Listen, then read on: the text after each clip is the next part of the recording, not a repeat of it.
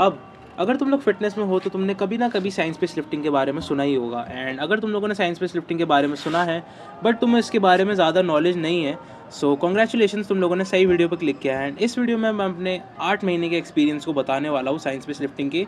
And उसी के साथ साथ मैं उसके प्रोज एंड कॉन्स भी बताने वाला हूँ जो कि मुझे फील हुए। एंड वीडियो बहुत ही इन्फॉर्मेटिव, शॉर्ट एंड फन रहने वाली है, सो वीडियो में एंड तक बने रहना। अब स्टार्टिंग के डेज़ में जब मैंने साइंस बेस्ड लिफ्टिंग करना चालू करी थी अराउंड सितंबर मंथ में, तो उस टाइम पे मेरे को इतना कुछ पता नहीं था साइंस बेस्ड लिफ्टिंग के बारे में। एंड स्टार्टिंग में एकदम से new forms and heavy weight lift करना पड़ा था, जो कि थोड़ा सा वियर्ड था स्टार्टिंग में, बट उसके बाद मैं उससे यूज्ड टू होने लग गया था। जो 3 चीज़ें मेरे को सबसे इंपॉर्टेंट लगी मसल को ग्रो करने के लिए, एंड ये चीज़ें मैंने कहीं पे पढ़ नहीं रखी है तो मैं गलत भी बोल सकता हूँ, बट ये चीज़ें मेरे लिए वर्क कर रही है इसलिए मैं बता रहा हूँ। एंड अगर तुम में से किसी को इसकी प्रॉपर नॉलेज है तो तुम मुझे कमेंट में बता सकते हो, I will really appreciate that. And जो 3 चीज़ें मेरे को सबसे इंपॉर्टेंट लगी, पहला है mechanical tension, high motor recruitment and frequency. And frequency के लिए मैं अपर लोअर स्प्लिट यूज़ कर रहा हूँ करेंटली। एंड सितंबर मंथ से ही मैं अपर लोअर स्प्लिट कर रहा हूँ, तो 8-9 महीने हो गए मेरे को अपर लोअर करते हुए। सो बहुत अच्छा स्प्लिट है अगर तुम्हें अपना फटीग मैनेज करना आता है तो। एंड मैकेनिकल टेंशन और हाई मोटर रिक्रूटमेंट को जल्दी अचीव करने के लिए कम रेप रेंज में ट्रेन करना पड़ता है, जो कि मैं कर रहा हूँ। मेरी रेप रेंज है 4 से 8 रेप की, एंड या ये कम है बहुत ज़्यादा। एंड ये इसलिए कम है क्योंकि जितनी रेप रेंज कम होगी तुम उतना हैवी लिफ्ट कर पाओगे प्रॉपर फॉर्म में, तो मैकेनिकल टेंशन मैक्सिमम होगा एंड मोटर रिक्रूटमेंट भी मैक्सिमम होगा।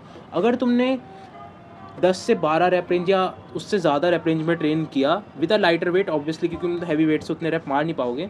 विद अ लाइटर वेट अगर तुमने उस रेप रेंज में ट्रेन किया तो तुम बहुत ज़्यादा फटीग जनरेट करोगे, और फटीग जनरेशन के क्या होगा, तुम्हारी फ्रीक्वेंसी डिस्टर्ब हो जाएगी। लाइक ये तीनों चीज़ें बहुत ज़्यादा कोई रिलेटेड है, इंटर रिलेटेड है। अगर एक चीज़ ख़राब हुई तो दूसरी चीज़ अपने आप ख़राब हो जाएगी। अगर तुम लोगों ने ज़्यादा फटीग जनरेट कर लिया, ज़्यादा ट्रेन कर लिया, ओवर ट्रेनिंग कर ली, तो तुम्हारी फ्रीक्वेंसी सेक्रीफाइस हो जाएगी। ये इन सब चीज़ों का बैलेंस बहुत इंपॉर्टेंट है। एंड ये ही बैलेंस जो है, बहुत टाइम लग गया मुझे ये बैलेंस सीखने में, बट अब फाइनली मैं ये बैलेंस सीख चुका हूँ, तो बहुत अच्छी प्रोग्रेस हो रही है मेरी। कांस्टेंट प्रोग्रेस मिलती है मुझे जिम में। अभी तक मैं कहीं स्टक नहीं हुआ हूँ किसी भी उसमें। मेरी पूरी ओवरऑल बॉडी ग्रो कर रही है एंड मुझे कॉन्स्टेंटली PRs मिलते रहते हैं जिम में। सो या ये तीनों चीज़ों का बैलेंस बनाना बहुत ज़रूरी है मुझे लगता है।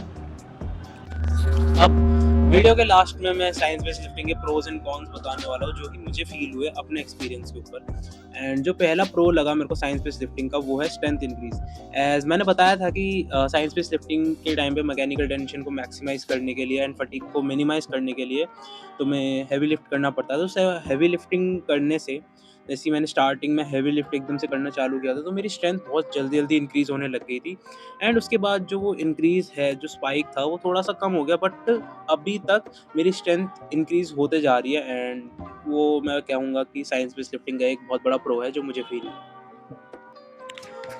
एंड जो दूसरा प्रो लगा मेरे को साइंस बेस्ड लिफ्टिंग का, वो है साइज़ इंक्रीज़। एंड ये चीज़ मैंने 2-3 हफ्ते में ही नोटिस कर ली थी, जैसे ही मैंने साइंस बेस्ड लिफ्टिंग चालू करी थी, कि मेरी अपर बॉडी बहुत ज़्यादा फुल और डेंस लगती थी हमेशा। एंड मेरे को लगता है उसका रीज़न ये है क्योंकि मैं कॉन्स्टेंटली, लाइक एक दिन के बाद ही मेरे को बार-बार अपर लोअर की वज़ह से मेरे को 3 बार अपर ट्रेन करना पड़ता था पूरे वीक में। सो लाइक पूरी कमर से ऊपर की पूरी बॉडी 3 बार ट्रेन हो रही थी। एंड आई थिंक सो उसके वजह से जो ब्लड फ्लो जो है वो कॉन्स्टेंटली मेरा इम्प्रूव हो गया है एकदम से। ऐसा लगता था कि मेरी बॉडी हमेशा ही पंप रहती है एंड बहुत ज़्यादा फुल और टाइट फील होती थी मेरी अपर बॉडी।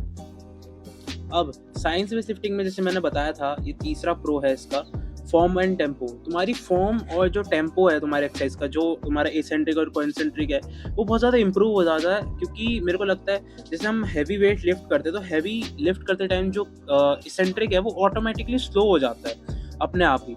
एंड एज मैंने 3 महीने नॉर्मल एक्सरसाइजेस करी थी एंड मेरे को नॉलेज थी, तो इस वजह से मेरी फॉर्म पहले से ही अच्छी थी एंड स्ट्रेंथ भी मेरी ठीक ठाक थी। तो मैं कहूँगा कि साइंस बेस्ड लिफ्टिंग करने से हैवी लिफ्ट करना पड़ता है, वो तो एक है ही उसका फैक्टर। एंड उसके वजह से तुम्हारी जो फॉर्म और टेम्पो है वो ऑटोमेटिकली इंप्रूव हो जाता है, क्योंकि तुम्हारे माइंड में कॉन्स्टेंट रहता है कि वेट बहुत हैवी है। अगर मैंने टेम्पो या झटके से किया या टेम्पो फॉर्म थोड़ी सी भी खराब हुई, तो इंजरी के चांसेस 100% है। सो उसी डर के वजह से या उस रीज़न के वजह से तुम्हारी फॉर्म एंड टेम्पो बहुत ज़्यादा इंप्रूव हो जाती है साइंस बेस्ड लिफ्टिंग। अब जो चौथा प्रो है साइंस बेस्ड लिफ्टिंग का, वो है शॉर्ट वर्कआउट। एज मैंने अपने स्ट्रॉन्ग एंड वीक पॉइंट्स को देखते हुए और बड़े छोटे मसल ग्रुप्स को देखते हुए एक मैक्सिमम टारगेट सेट किया, एक वीकली सेट का टारगेट सेट किया जो कि मेरे चेस्ट एंड बैक के लिए 8 सेट्स का है। एंड बाकी के जो छोटे मसल ग्रुप है जैसे शोल्डर, बाइसेप, उनके लिए मैं मैक्सिमम 5 to 6 सेट्स करता हूँ वीकली। एंड इस वजह से क्या हुआ, मेरे वर्कआउट्स का जो टाइमिंग है लाइक वो 2-3 घंटे से कट कर 1 टू मैक्स 1.5 आवर तक का हो गया, एंड जिससे कि मेरे वर्कआउट बहुत ज़्यादा छोटे हो गए।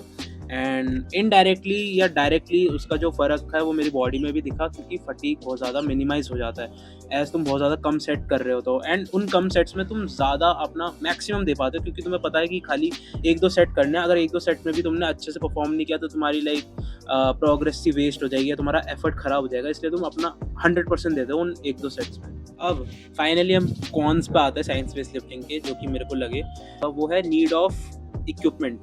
एंड इक्विपमेंट का मतलब सपोर्टिंग इक्विपमेंट खास तौर पे, जैसे कि लाइक रिस्ट स्ट्रैप हो गए एंड जिम पिन हो गई, सीट बेल्ट हो गई। सीट बेल्ट भी यूज़ होती है हाँ, अगर तुम्हें नहीं पता है तो इसी वजह से जो इक्विपमेंट, सपोर्टिंग इक्विपमेंट की जो नीड है वो बहुत ज़्यादा बढ़ जाती है।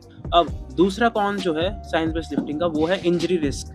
एंड ये मैं पहले भी बोल चुका हूँ, क्योंकि एज मैकेनिकल टेंशन एंड बहुत सारी चीज़ें जो फैक्टर्स हैं उनको लाइक अचीव करने के लिए तुम्हें हैवी लिफ्ट करना ही पड़ेगा अगर तुम्हें फटीग मिनिमाइज करना है तो।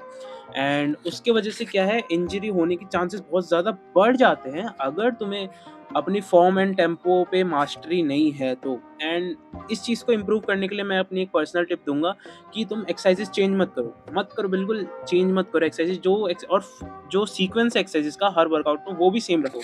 लाइक अगर तुमने पहले चेस्ट से स्टार्ट किया तो हमेशा चेस्ट से ही स्टार्ट करो एंड सेम एक्सरसाइज से स्टार्ट करो।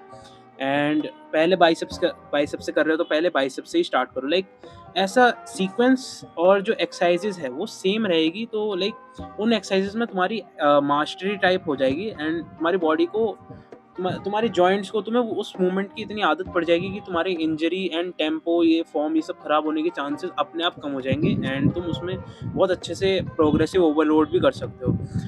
और जो तीसरा कॉन लगा मेरे को वो है मशीन एक्सेस। एंड ये लाइक मैं पर्सनली रिलेट कर सकता हूँ इस कॉन से कि क्योंकि अगर तुम्हारे जिम्स में मशीन्स है, लाइक तुम बहुत ही अच्छे जिम में जा रहे हो, एनी टाइम एंड गोल्ड जैसे जिम में, मैट्रिक्स जैसे जिम में, तो तुम्हारा बढ़िया सीन है, ठीक है, तो तुम मज़े में हो। लेकिन अगर तुम्हारा जिम उतना अच्छा नहीं है, उतनी मशीन्स नहीं है, तो तुम्हें बहुत दिक्कत होने वाली है साइंस बेस्ड लिफ्टिंग को करने के लिए, क्योंकि मशीन्स की रिक्वायरमेंट ऑटोमेटिकली बढ़ जाती है अगर तुम लाइक उन दोनों चीज़ों को अचीव करना चाहते हो। लाइक दो जो फैक्टर्स है साइंस के, मसल ग्रो करने के साइंस बेस्ड लिफ्टिंग में, उनको अगर अचीव करना चाहते हो तो तुम्हारी मशीन्स की एक्सेस अपने आप बढ़ जाएगी, क्योंकि तुम फ्री वेट पे उतना मैकेनिकल टेंशन नहीं अचीव कर सके बिना बैलेंस गवाए एंड बिना इंजर्ड हुए।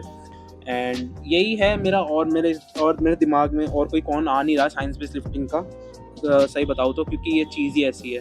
एंड मैं बोलूँगा अगर तुम्हें भी कोई भी क्वेश्चन क्वेरी है ट्रेनिंग से related, I can really help you out with that. And मेरे को इंस्टाग्राम पे रीच कर सकते हो, यहाँ पे इंस्टा आईडी आ रही होगी मेरी, एंड कमेंट पे भी कर सकते हो। पिछली वीडियो का रिस्पांस बहुत अच्छा था एंड तुम लोगों ने कमेंट भी किया, मेरे को बहुत अच्छा लगा। एंड लाइक तुम पूछ सकते हो कोई भी चीज़। एंड मैं जस्ट अभी वेट कर रहा हूँ मेरी फिजिक थोड़ी सी और ज़्यादा इम्प्रूव हो जाए, मतलब इम्प्रूव एज सच मैं थोड़ा सा और ज़्यादा असेंड कर जाऊँ, तो लाइक पोजिंग लाइक हो जाए मेरी फिजिक, तब मैं जिम वाली वीडियोस लाइक यूजुअल जैसे जिम्स की वीडियोस होती है वैसे बनाना चालू करूँगा। ये इन्फॉर्मेटिव टाइप कंटेंट रहेगा, क्योंकि मेरे को अच्छा लगता है ऐसी वीडियोस बनाने में, अपनी इन्फॉर्मेशन शेयर करने में, जो मैंने एक्वायर करी अपनी मेहनत से, वो शेयर करने में मेरे को अच्छा लगता है। तो ये वीडियोस भी आएंगी, बट मेरे को वो वाली वीडियोस बनाने में बहुत मज़ा आता है, क्योंकि मैंने स्टार्टिंग में वही बनाना चालू करा। सो या एनी क्वेश्चन क्वेरी तो तुम मुझे इंस्टाग्राम पर रीच कर सकते हो, कमेंट कर सकते हो। And this is Indrajit signing off. Thanks for watching, bye bye.